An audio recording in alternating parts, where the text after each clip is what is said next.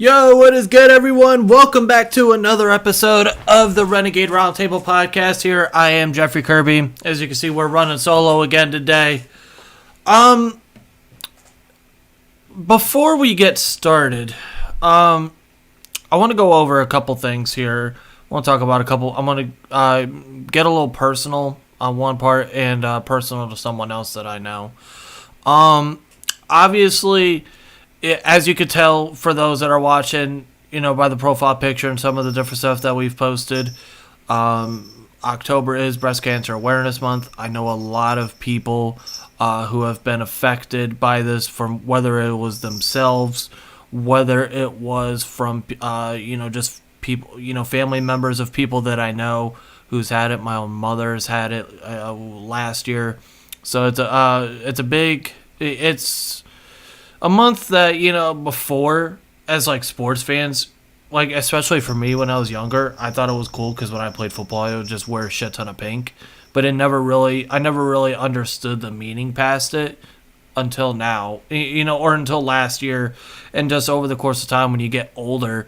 So I guess this is just the reminder to all women, go and get checked, because this is stuff that can be very deadly, obviously. Cancer's something that obviously many millions of people are affected by. So obviously this is just your reminder for all the women out there. Please go get checked. And I want to go a little personal on another level for someone else that I know. Obviously we heard about the news on Sunday about a gentleman passing away at Acrisure Stadium. And first and foremost, condolences to, him and his family. Obviously, for those, if you're a part of Steeler Twitter, everyone knows him. Smitty from Around the 412. Obviously, if you go and watch their episode of Around the 412, obviously you could tell because Smitty knew Dalton personally. That was his name, Dalton. And obviously, it really puts in perspective a lot of things about life. That one second you're here, and the next second you're gone. You could be gone in a heartbeat. I mean, for all I know, 20 minutes after we get done here, I could be gone. It could happen to anyone. So again, condolences to Dalton and his family. To anyone that was affected by this. And there is a GoFundMe link. You could check the description down in the link. And if I also do any shorts or anything of this, I'll make sure to add it in there as well. For the daughter of the Keene family. I believe if I'm pronouncing that. If I'm not, I apologize sincerely. But there is a GoFundMe for the 2-year-old daughter of Dalton. So if you can donate, there's a link down below in the description. Or obviously go and check my Twitter. I've retweeted it. Go to Around the 412's Twitter. They've they've been posting about it as well. It's a great cause. So yeah, that's just something I wanted to get into real quick before we get started here. Obviously, just a personal part on my end and a personal thing of one of my friends, Smitty. So that's what I wanted to say about that. Let's get into some actual football talk here, and we're actually going to get into some baseball talk. As surprising as that sounds, because there is definitely a interesting discussion that needs to be had when it comes to baseball, but we will hold that off for a little bit. Let's talk about this game on Sunday. And because obviously the main story is, of course, Kenny Pickett. But there's stuff that needs to be talked about before we get to Kenny Pickett. And going back to that game on Sunday, you go on an 8-play drive, ends in a punt. You don't go 3 and out, which is absolutely surprising. You had the ball for 5 minutes to start off. You're thinking, okay, are things actually going to work out? I mean, you converted on a 3rd and 4. you converted on a 3rd and 4. It was an 8-play drive. It went 30 yards, but, lasting 5 minutes. So it was okay. There's some sort of improvement here. We're not just going 3 and out, and then Acrisure Stadium just goes bonkers and boos of Kenny Chanson, just a shit ton of boos. And then obviously, of course, the Steelers defense, they go out, they hold out, 3 and out. You're thinking, okay, here we go. And then obviously there was an interception that happened. Again, Deontay Johnson it seemed like he's going back to his old form of, that was a pass that easily should have been caught. Instead, it goes right through his hands. Interception for Trubisky. Not his fault, obviously. Trubisky, he put the ball right where it's supposed to be. It should have been caught, which led to a field goal. So now you're down 3-0 off the jump. And then after that, 3 and out. Then you go and then you go on and then you allow the New York Jets to go on a 9-play drive. Then you get a field goal, and then the rest is history. It was just not good in the first half. And then obviously Kenny Pickett goes in. But the whole point that I want to get to here when it comes to this, and we're going to involve the second half because there's something I need to talk about when it comes to the second half. So here's my issue, and this is, I think, a topic that needs to be discussed in terms of, is it time to start holding Mike Tomlin responsible? And let me reiterate. Obviously, obviously, again, I'll mention another guy, Jay West Coast from shout out to Jay, one of my boys, G Cost for life. Me and him last year, and we've been on this for a while now, talking about where has been the where is the fingerprints of Tomlin? And you would think we talked about last year, where was the fingerprint on Tomlin's team, on Tomlin ran teams? You saw that with Harbaugh. You see this with great coaching. And when Mike Tomlin being as respected as he is in the NFL, he's gonna go down as a Hall of Fame head coach. But you're going on 3 playoff wins, and basically make it 12 years because we all know there's not going to be a playoff win this year unless Kenny Pickett becomes the second coming of God. But here's my issue when it comes to Mike Tomlin. You have the highest paid defense. Yes, I get it. I get that TJ Watt is hurt. But and yes, I understand that the impact that TJ Watt has. But are you meaning to tell me that although you're having the highest paid defense in the NFL, that should mean that because one player's out, now you go from what should be a dominant defense to piss poor? To what we had last year? That should not be the case. And here's the part that's mind-blowing even more. You have Mike Tomlin, Terrell Austin, and you bring in Brian Flores on this staff. So you have a former head coach in the NFL. You have Brian Flores, who the last time that he was a defensive play caller was calling a great defensive game in a Super Bowl. And here's my issue. And what's up, Derpy? How you doing tonight? You should ask yourself this when you're watching. Okay, so you're without TJ Watt. Okay, maybe, so you're noticing you're not really getting much pressure. Malik Reed, there was some hype coming around him. Not really seeing much. Alex Highsmith's having a nice year so far. But he's not TJ Watt. You still got to try to get more pressure. So you ask yourself, okay, maybe why don't we dial up a blitz or two?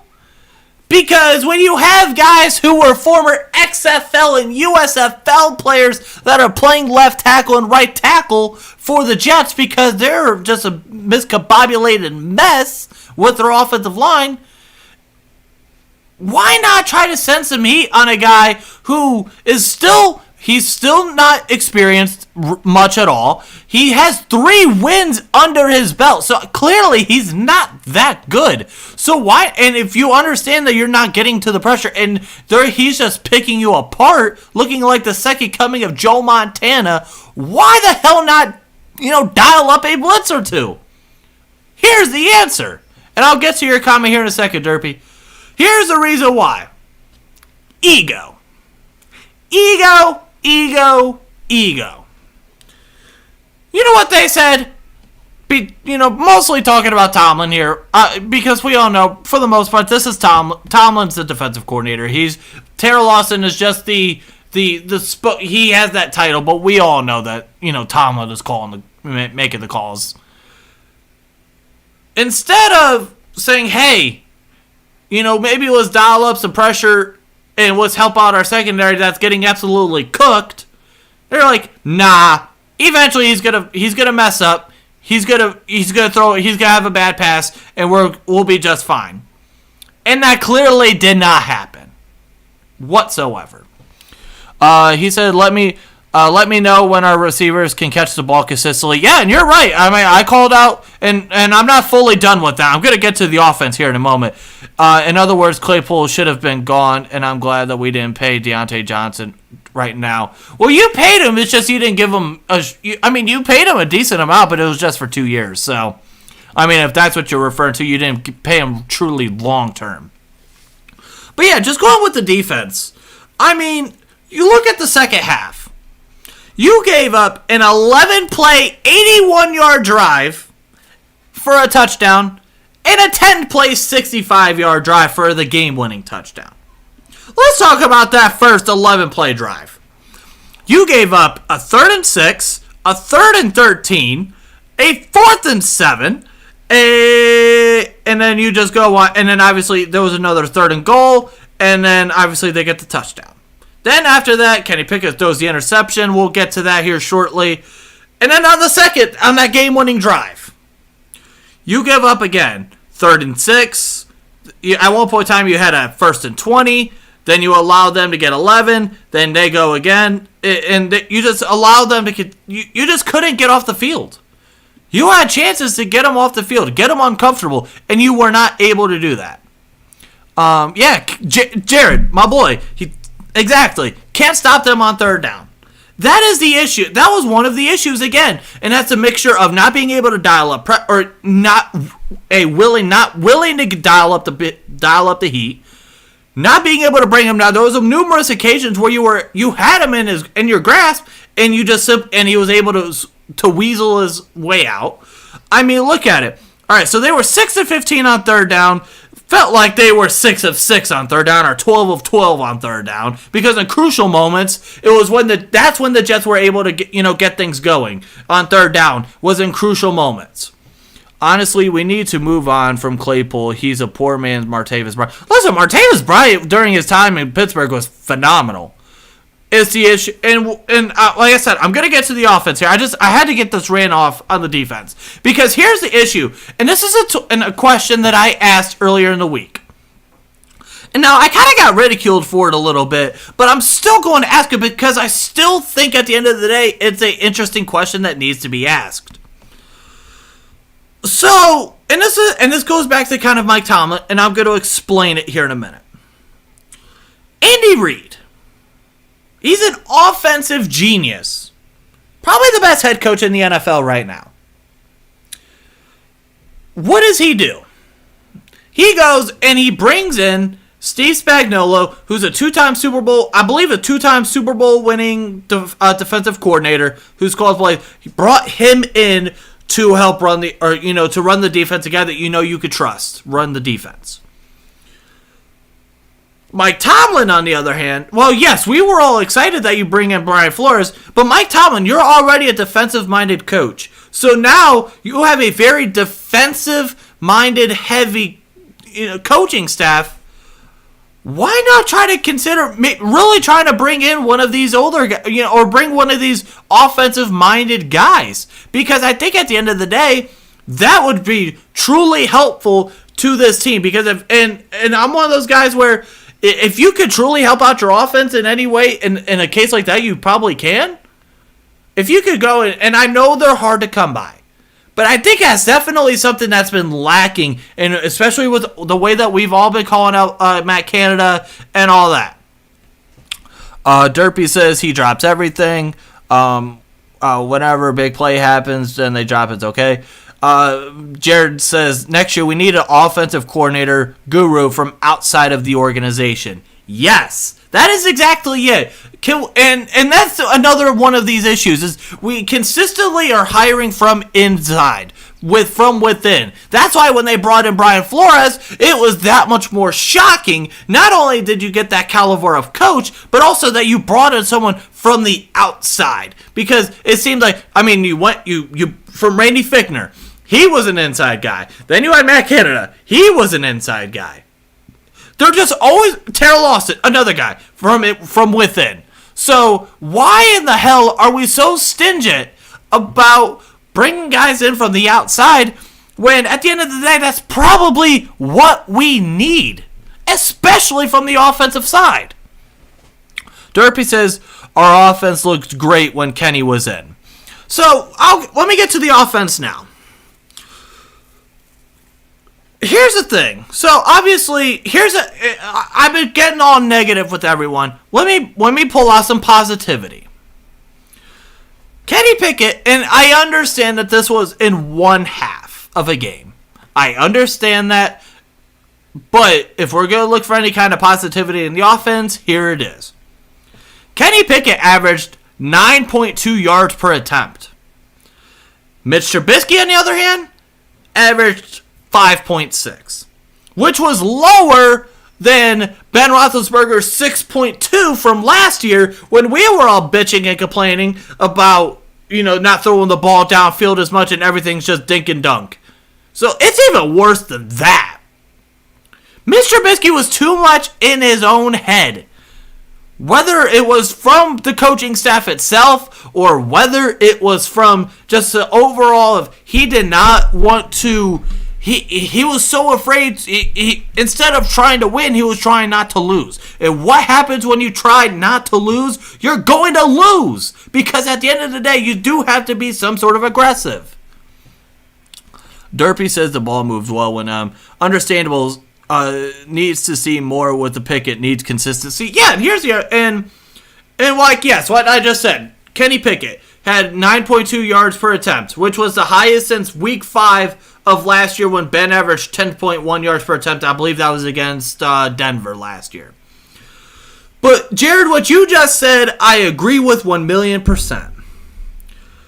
Here's the issue that I'm having right now when it comes to Kenny Pickett and his fans. Yes, we all want Kenny Pickett to succeed. We all do. But at the end of the day, we're playing this seesaw effect of going from one extreme to the absolute other. We're going from Kenny Pickett, from what we saw from one half of football is, and I'm not talking about, during the game when we're over-exaggerating. We're all going to do that. Hell, myself included. But when you really look at it, when you take a day or so and you really look at the big picture of everything, we've been going from absolute God tier to where you're just putting so much expectations on him that it's almost unrealistic.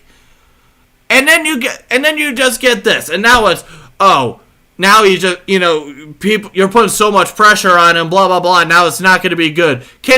We're doing this effect, and it's just simply not it. It's like me and Jared going on a seesaw together. We're both two big dudes. It ain't going to work out well, and that's exactly how this fan base has been going when it comes to Kenny Pickett. Pickett's going to start calling his own plays on Sunday.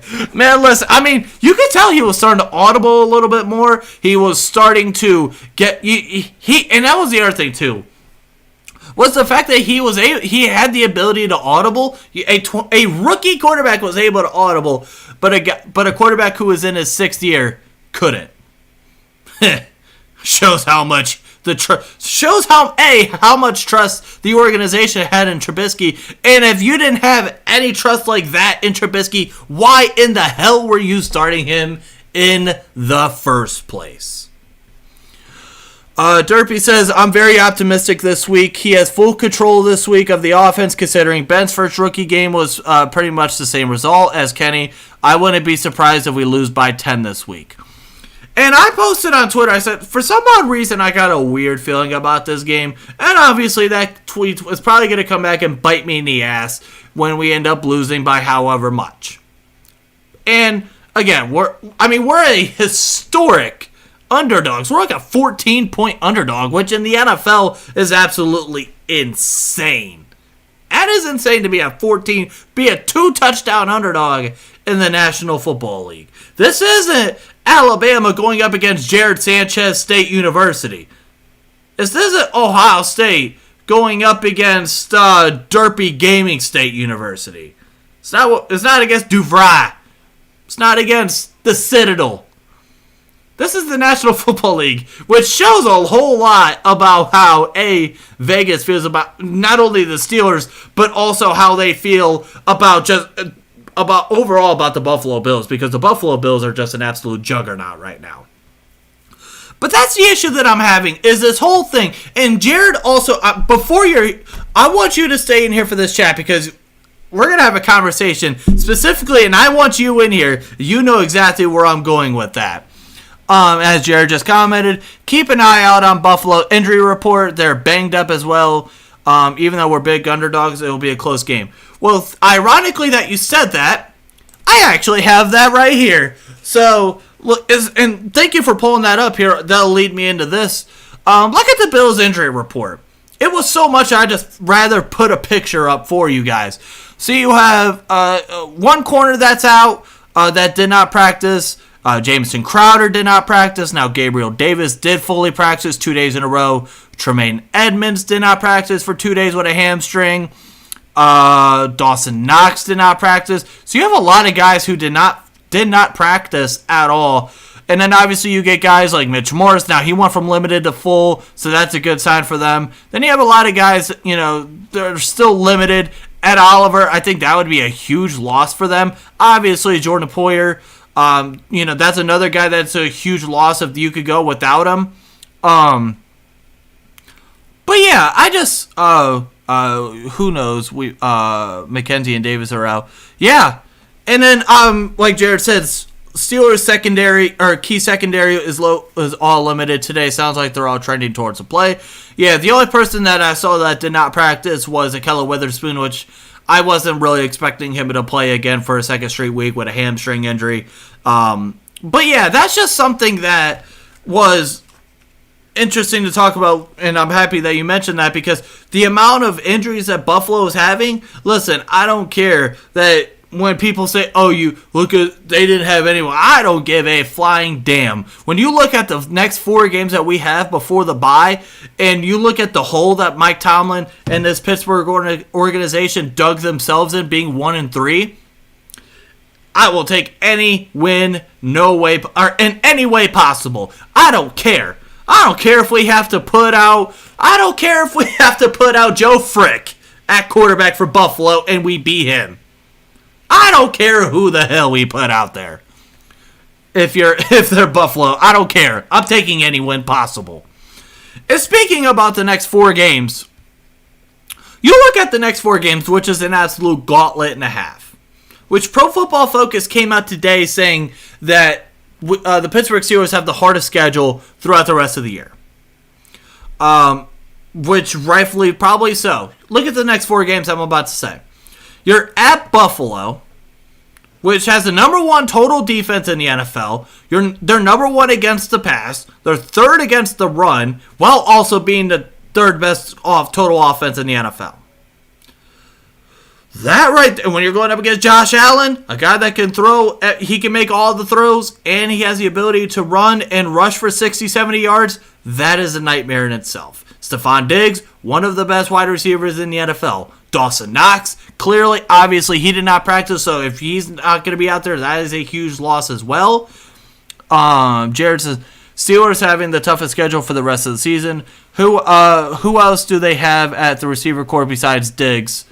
Gabriel Davis has been a guy. Jamison Crowder, again, obviously those were guys, or Gabriel Davis practiced full. Gabriel Davis, he's a guy that they really like to implement. Jamison Crowder's not bad at all. Isaiah McKenzie, they have a wide receiver core that's not really big name-wise, but the collection itself is a very good group. And that's something that, another thing that kind of pisses me off about our wide receiver, about our offense is collectively we have a good wide receiver room, but we just simply weren't really able to use them effectively. But yeah, I mean, and going back to this game real quick about the Jets. See what happens? You see what happens when A, you use the middle of the field once in a while, and B, when you get George Pickens involved. Has his first 100-yard game, and he actually was effective in this game.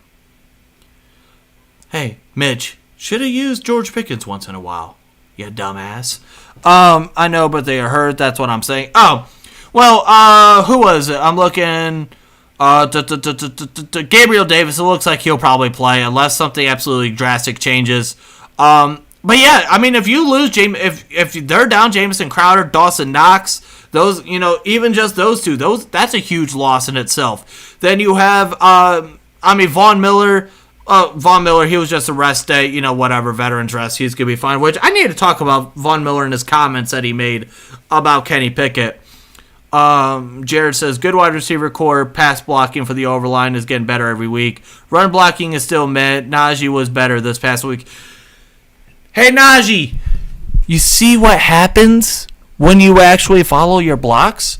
There were times where I watched. You followed your blocks, and there was holes the size of prostitutes. There was holes the size that semi-trucks can fit in, and you actually rushed pretty nicely. It was actually decently good to watch.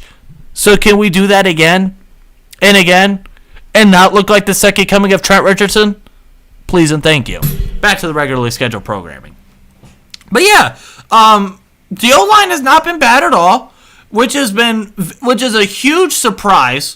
Which, if you told me going into this year, the only thing that you told me before week 1 was that the offensive line was going to be decently about better than what we anticipated.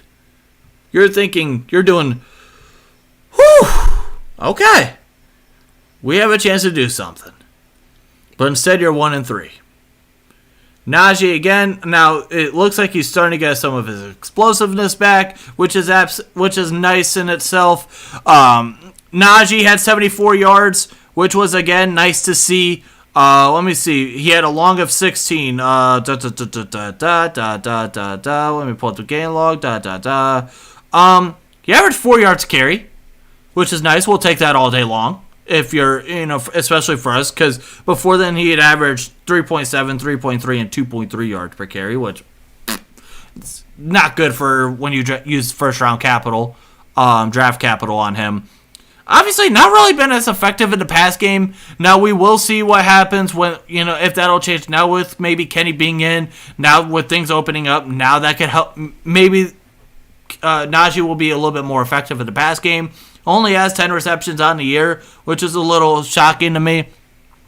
Jared says can't keep blaming the offensive line. They're getting better. They're just average, maybe a little better. You can tell who watches the game. Yeah, and that's the thing. The offensive line has not been bad at all. I mean, yeah, there are some times, obviously, where you'll have a couple holding calls, a couple of legal men downfield, which is a little weird. We had, I think, 2 of those last week. One was on Dotson, if I'm not mistaken. I know for sure one was on James Daniels. I can't get necessarily mad at them because if you're going, they're on a timer. When you go on those, you're on a timer. So you're going 1,000, 2, 1,000, 3, 1,000, go. By that time, the ball should be out. So when you're going downfield, you're hopefully blocking for either a run play or for the slant route or whatever the RPO is calling for, whatever route that RPO is calling for. But when you have the quarterback who's holding onto it for a half second, and then you get a running back or a wide receiver, offensive line. Jesus, I'm having a brain fart. When you have an offensive lineman who's downfield, unless he's going early, it's not necessarily his fault. That's on the quarterback to get the football out. Or in that case, you run or do something. One of those two. So you can't get mad at the offensive line. They've done a very solid job. It was just a mixture of the quarterback who was not able to be effective. Simply was not effective. Effective enough to where Mike Tomlin needed to make the change. And I'm trying to pull back up, go back to ESPN. There we go. Yeah, Mitch Trubisky was 7 of 13 for 84 yards with an interception, was sacked 3 times. Some of those sacks were definitely because you got gun shy. Something that we definitely did not see from Kenny Pickett. when you look at Kenny Pickett, you look at the 3 picks. Well, let's look at 2, because the other one was a Hail Mary, whatever. The first play, first and foremost, he's trusting his receiver, Chase Claypool. And this goes back to what Derpy mentioned earlier. He made a comment about, Claypool not being able to catch. You are 6'4", my guy. You are 6'4". You should be an absolute nightmare mismatch. You are strong as hell for a wide receiver. Why are you not bullying these guys? Why are you not bullying these smaller corners? You had the opportunity. Yes, there were 2 people, but you are 6'4". You should be able to leap up. If you learned how to high point a ball once in a while, maybe you would actually be more effective instead of just trying to catch it right here, allowing the DB to put his hand, make a play, which led to the interception. Yes, I understand the ball might have been a little underthrown. Okay, but at the end of the day, you had the opportunity. You had both hands on the football at one point of time. There is no simple reason why you should not have caught that football. Learn how to high point once in a great while. I'm happy at the fact that you learned how to mature a little bit in the offseason, but the one thing that you didn't learn as well was learning how to high point a damn ball. Which simply was that I didn't get. That's just. You know what that's reminding me of? You ever see you ever go to high school with someone? I went to high school with someone who had the height and the size where if he put his mind to it, could have been an absolute monster, but was an absolute goof. And I'm not saying that Claypool's a goof, but goddamn. Learn how to use your size effectively. That's like LeBron. That's like LeBron in the NBA, always just trying to play small like he's Steph Curry all the time instead of using his size. Like, what the hell are we doing here? Now, the second interception. Okay. Says he was trying to throw it, might have been trying to throw it away, but at the end, you're still giving your tight end the chance to go and get it. Okay. I can respect that. Again, that's him not being gun shy. That's also probably where you go back at it and say, listen, if I'm going to throw it away, throw it 15 feet up in the air and learn to live another down. Because at the end of the day, that ended up being, if I'm not mistaken, did that lead to points as well? Let me look this up. Interception. Yes. He did that, which led to the game-winning touchdown drive. That 10-play, 65-yard drive, that led to that. So at the end of the day, you can be critical of him, but also like the fact that he was willing to trust his receivers. Again, watching him sit in the pocket, hitting Pat Freiermuth in stride down the seam, middle of the seam. Go down for one of the touchdown passes where he gets absolutely lit up by, I believe, Quentin Williams. Then he gets up laughing, whether he was talking shit or whatever, that's here nor there. But, hey, you love to see that in your quarterback. And also, there was another throw where he threw a little back shoulder throw to George Pickens, trusting his guy. Realized that he saw one-on-one, he went and trusted his guy. That is what, you did not see from Mitch Trubisky and what you do love to see out of Kenny Pickett. Meaning he was 10 of 13. The only 3 incompletions he had were interceptions, which obviously we don't see him throwing 3 interceptions every game because if he does, well, EB, it's not looking so good. But yeah, at the end of the day, that's just kind of where I'm at. On that game, it was annoying that you lost a game that you should have won. Because now when you go back to the gauntlet, let me finish up the gauntlet here. Again, you're going to at Buffalo. Then you come back home to play Tampa Bay. You play Tom Brady, where he's going through all his divorce stuff, blah, blah, blah. We'll see. Maybe he'll actually, he said, F the family. Now I can really go and focus on football. And then he becomes God again. Maybe came back down to earth for a couple weeks. Now he becomes God again. And then their defense, they started to look a little bit better again as well. Then you go on Monday night or Sunday Night Football at Miami, where their defense has been in shambles. They're 28th in total defense, but they are a top 10 offense in the NFL. They should have Tua back, I would assume, by then, And obviously you have an absolute track fest.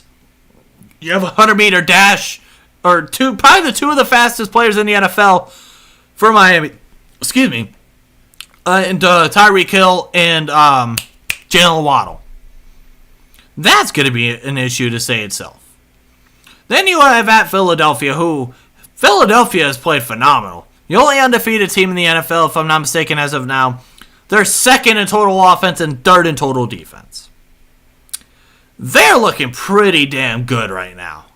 And you're at Philadelphia? Yeah, I don't feel too good about that game.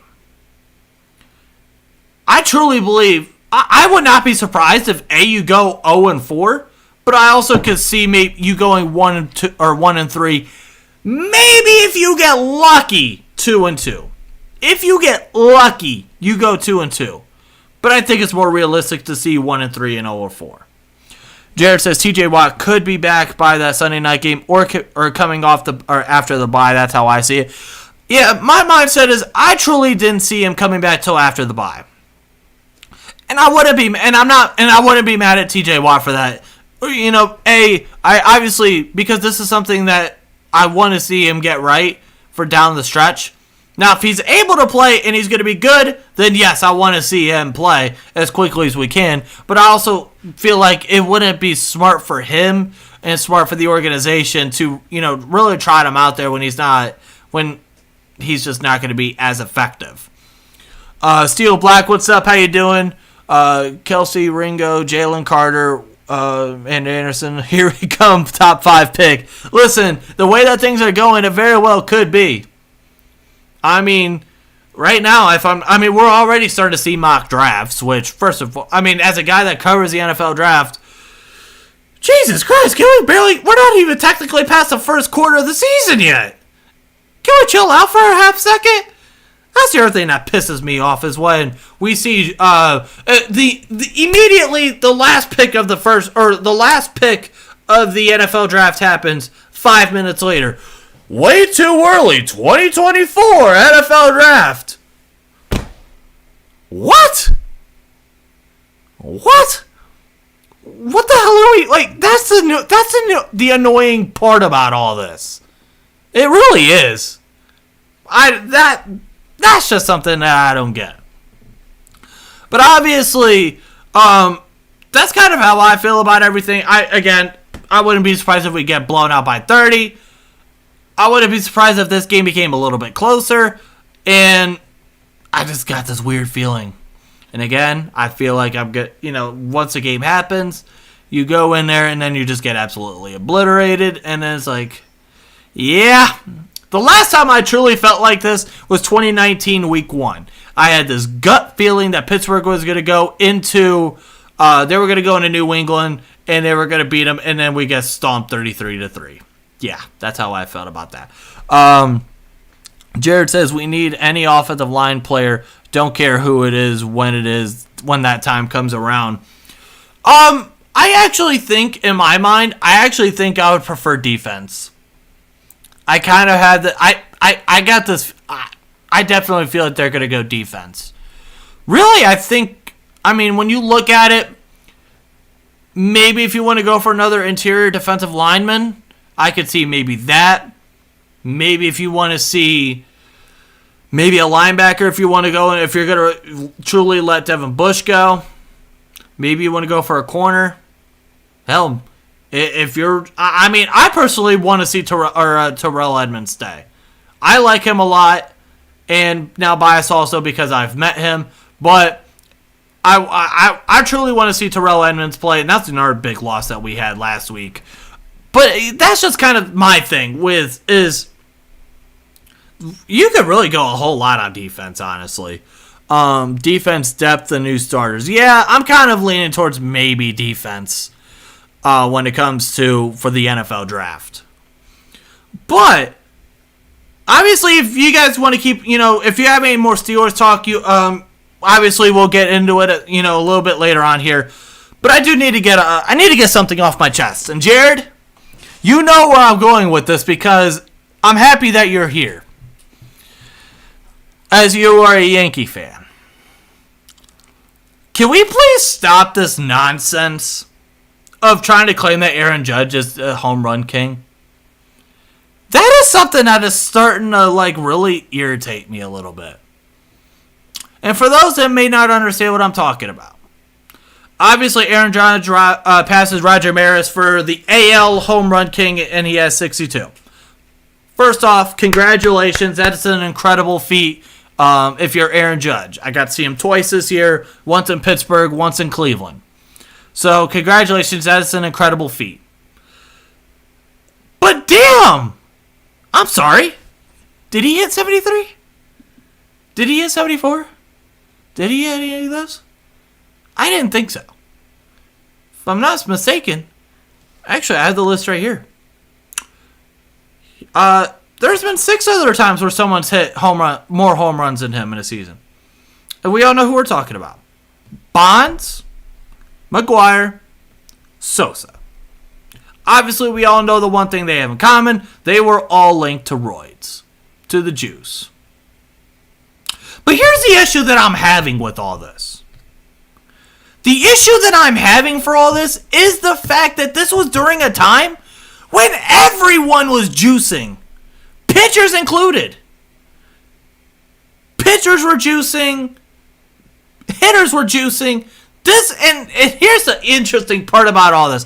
The juicing era, the steroid era, was an era that helped not revolutionize. It was an era. The steroid era really helped grow the game of baseball, going back from the dead back to actually of somewhat of relevancy.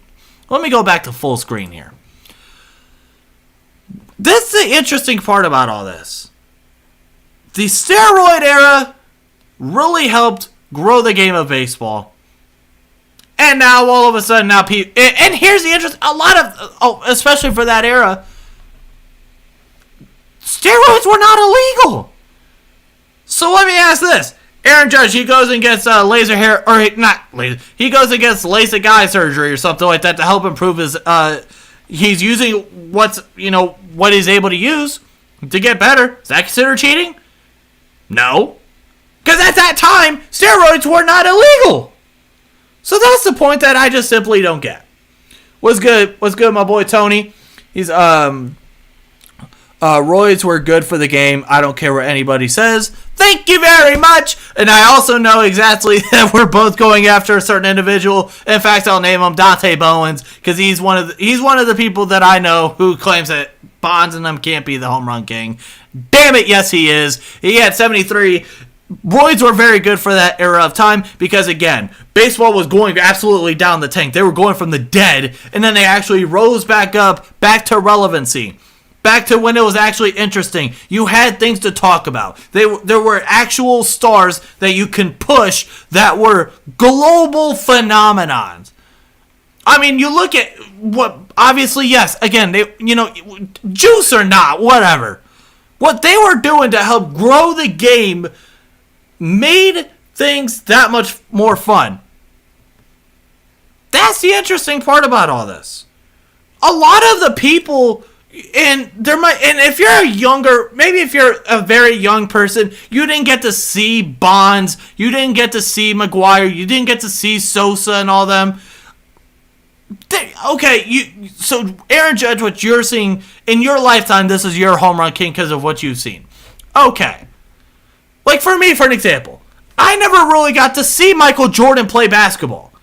And a lot of people my age, Tony's one of those other guys, he's right around my age as well. He didn't get to see Michael Jordan play that, during our lifetime when we actually got to sit down or really recognize what the hell was going on. We did however, get to see LeBron James. We're from here. We had the opportunity, we were blessed being able to have the opportunity to go up to Quicken Loans Arena or Gund Arena or Rocket Mortgage Fieldhouse, whatever the hell you wanted to call it. We were able to go and watch him every night, whenever the hell we wanted, because we lived here and when he played for Cleveland. Now, Tony, I don't know what your thoughts are on this, on who's to go there. That's kind of irrelevant here at this point. But, we got to see LeBron. We got to see Kobe. We didn't get to see Jordan. We didn't get to see Patrick Ewing. We didn't get to see Magic Johnson. Here in this situation, we didn't get to see Babe Ruth. We didn't get to see Roger Maris. We didn't really get to see a lot of these guys. So we look at who we've seen in our lifetime that we've been able to see with our own two eyes. That's very interesting to say the least in itself. He's just like Skip Bayless. It made it interesting. Baseball went global during the roid era. Exactly. And that's why at the end of the day as well, when you look at, when we go to 2017, 2018, 2019, when you hear about the juiced balls, there's a reason for it if that is the case. Because A, more home runs equals more fandom. It's a whole lot more interesting to those fans who are, casuals. So you have that. But, to diehard baseball fans, it's not going to matter. But when you're a casual home runs, those kind of plays are going to be, those are what brings those players in, or, brings those fans in. I'm sorry. I'm going to say this. If you truly believe that Aaron Judge is the home run king, you're either just being ignorant, stupid, or ignorant, or stupid. Simple as that. That's just something that I just don't simply get. And it was, again, in an era when everyone was doing it. Everyone was juicing during that time, including pitchers. And here's the other part about all this. Yes, it can help you get stronger and hit the ball farther. You still got to make contact with the ball. We're still talking about Major League Baseball pitching. Some of the best pitching on the planet. You're seeing some of that. Still got to be able to make contact. Simple as that. I'd just say people are in denial. Yeah, that's exactly what it... I mean, they're just in denial, or they're just being flat out ignorant or stupid, or they're a Yankee fan. Or that could be it as well. They're a Yankee fan. But other than that, Tony, actually, while you're here, first off, what is good? How you doing? And also, let me ask this: what the hell? What the hell is going on with the Browns? Because obviously you guys beat us on Thursday night, and then Kevin Stefanski with more questionable calls on fourth down. I want your opinion on that, and I want your honest opinion. Did you like, regardless of what happened, did you like what Kevin Stefanski did there? Because obviously you like a coach that could be aggressive, but sometimes you just gotta be understanding of the situation. And I don't know. I think if you're 4-1, you're in a situation like that. Instead of chasing points all throughout the game, I think I would just take the points if I was there. Coaching staff. I mean, yeah. First off, Joe Woods has been. He's been poop. We all know that. I mean, God forbid, I know someone with their Facebook name F Joe Woods, for crying out loud. So you have that. Yeah, Kevin Stefanski, he just seems like he's so in his head about wanting to call play, with play calling and all that. And then obviously, again, you were down Myles Garrett and Jadeveon Clowney, so that doesn't help. You're down your original play caller on defense and Anthony Walker. So it's just overall, but still, they lost to a team where their quarterback completed 7 passes. We're not talking about when there's an absolute blizzard and you physically really can't throw the football. They're in a dome. And Marcus Mariota completed 7 passes. How the hell do you lose that game? And that's the other thing, too. When you look at the Cleveland Browns, for an example, we talked about the gauntlet schedule of the Steelers. The Browns have the third hardest remaining schedule of the year. So that's something that's very interesting, to say the least, and this is pretty much turning to almost around the AFC North around here. He says we didn't have to do what we did at all. We had time. We had Nick Chubb. LOL. Just tie the game and fight it in overtime. Yeah, and that's the other thing too. Any particular reason why, again, Nick Chubb did not have 20 carries in the game? I mean, Nick Chubb should be having 20-plus carries a game every single game.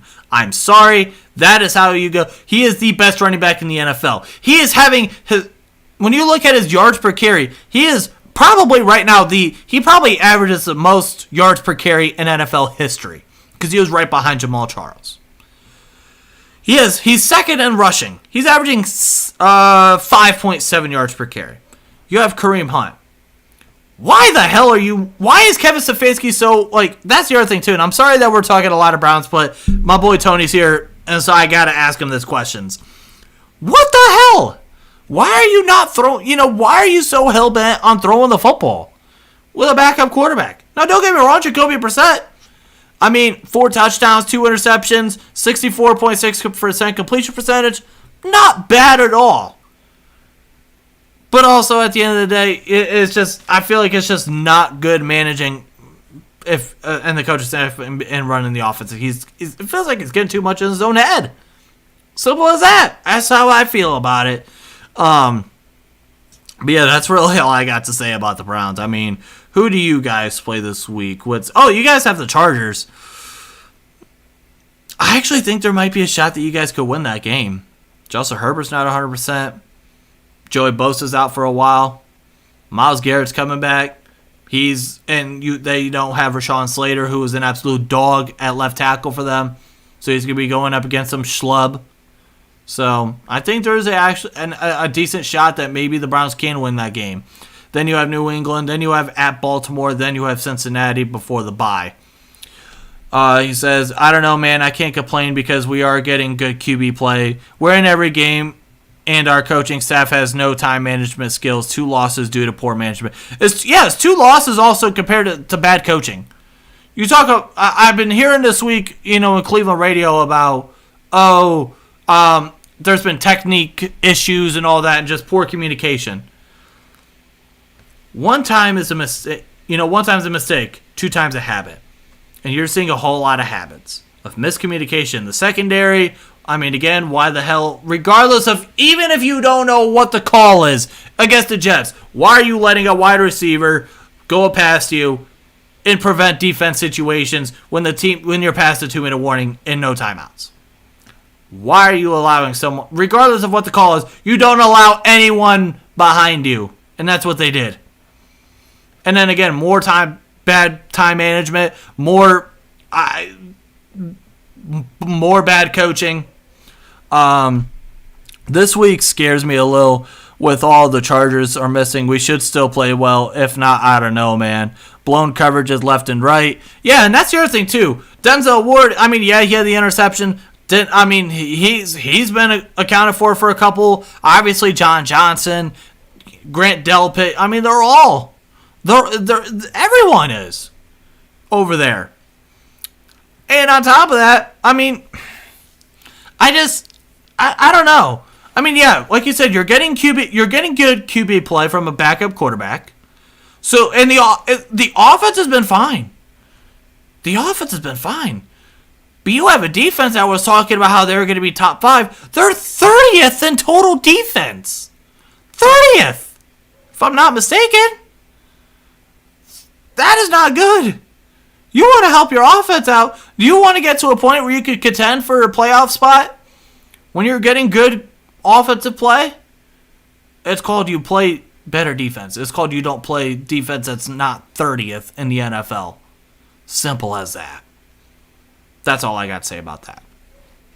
But I think we are going to get on out of here. I do want to say thank you, everyone, for tuning in. I hope you guys did enjoy. And if you guys did, smash that like button, hit the red subscribe button, drop a comment. The road to 600 subs is upon us. We are at 568, if I'm not mistaken. So the road to 600 is here. And until then, I'll have to see you guys in the next reaction video. Depending on whether I fall asleep or not, I may react to tonight's game. Tony, before we go, I will get to your comment. But other than that, thank you all for tuning in. I hope you guys did enjoy. Tony says Grant Delpit is the most accountable. Notice he was the free safety the first 2 games, and he gave up deep balls. They made the switch to John Johnson. We haven't given up the deep ball yet. I think the other thing, too, when it comes to Grant Delpit is the fact that, I mean, he's also a guy that, I think he's more of a guy that I see that you play more in the box. I think that's how I see. Grant Delpit's a guy that if you want to play another guy in the box, kind of that's how I feel more of Grant Delpit. Let him come off the edge a little bit, on blitzes, or if you want to have him play more of the box as another linebacker, I can see that as well. Because then you add on top of that speed with JOK and then Grant Delpit, and then that adds a lot more speed. So I could understand that you can mess with defenses a little bit. That's kind of my thought. He's too aggressive to play deep. Yeah, that's why I think at the end of the day, maybe you want to play him in a box a little bit more. That's kind of my thought on that. But, again, thank everyone for tuning in. If you guys did enjoy.